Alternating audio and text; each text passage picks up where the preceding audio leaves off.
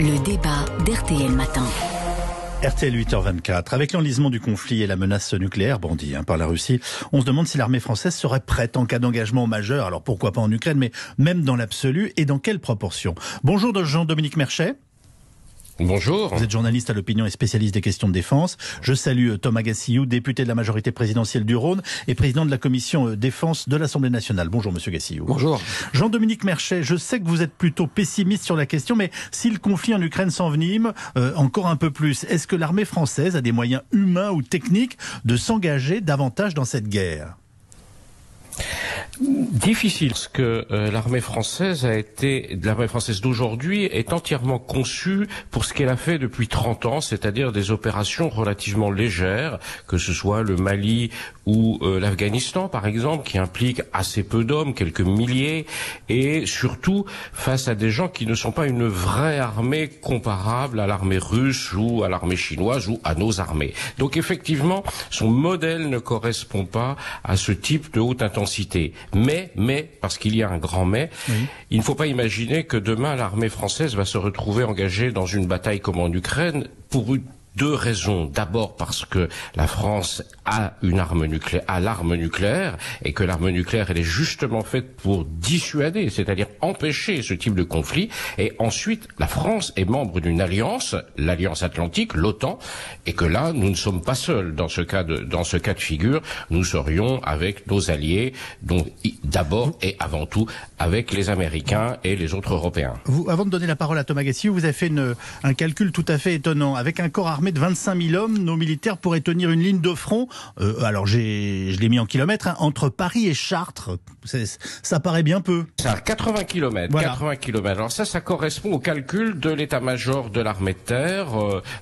Une brigade, c'est 6 000 hommes, et une brigade de 6 000 hommes peut tenir un vrai front, comme on voit en Ukraine, d'une vingtaine de kilomètres. Le chef d'état-major de l'armée de terre explique que, en cas d'engagement majeur, dans le cadre d'une alliance de l'OTAN, la France pourrait engager un corps d'armée, 25 000 hommes. Faites le calcul, nous sommes sur 20 kilomètres d'un vrai front. C'est vraiment pas beaucoup.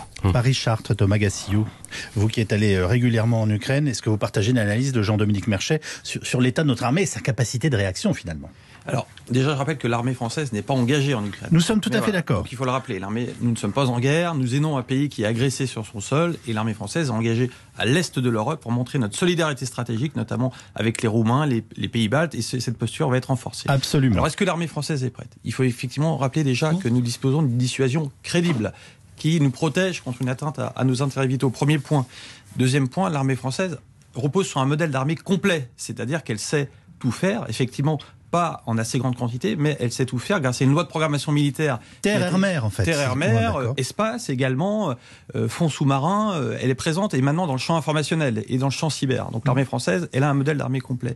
Et elle a vu ses capacités largement renforcées depuis 2017 avec une loi de programmation militaire qui correspond au projet présidentiel, qui est respectée à l'euro près.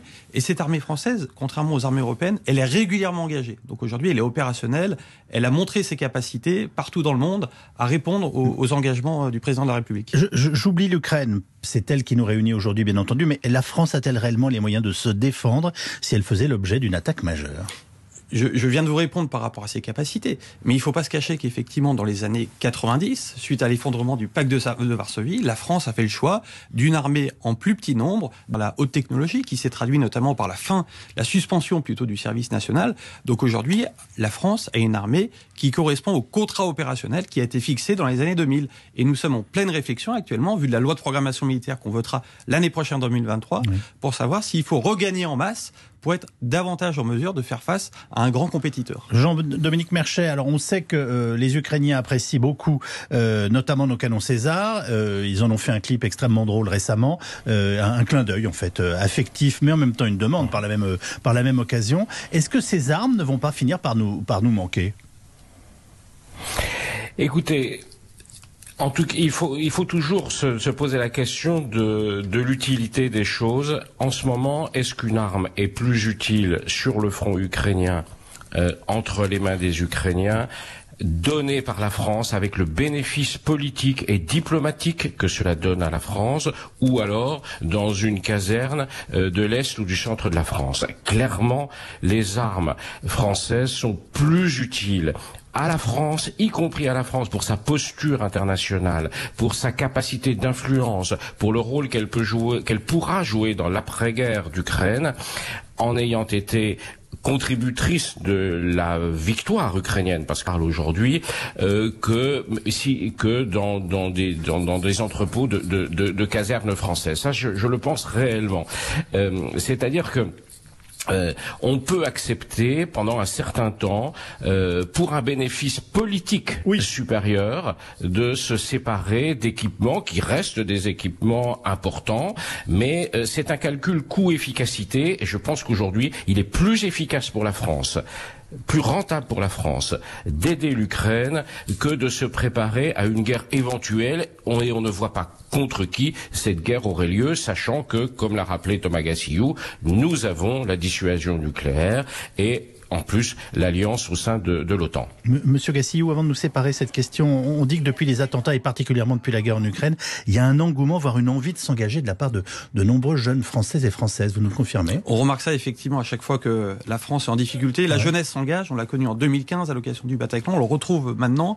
On a de magnifiques possibilités de faire carrière dans les armées. L'armée, c'est un endroit où l'escalier social fonctionne encore. Plus de la moitié des officiers sont d'anciens sous-officiers. Donc oui, on peut dire à notre jeunesse qui peuvent être fiers de s'engager dans leur armée. On peut dire à nos ouvriers qui peuvent être fiers de produire des canons César, qui sont des canons au meilleur niveau mondial. Certes qu'on a en quantité limitée, mais l'industrie de la défense peut également faire la fierté de la France. Merci beaucoup Thomas Gassillou, député de la majorité présidentielle du Rhône et président de la commission de la défense à l'Assemblée nationale. Et merci à Jean-Dominique Merchet, notre confrère journaliste à l'opinion et spécialiste des questions de défense. Il est 8h31.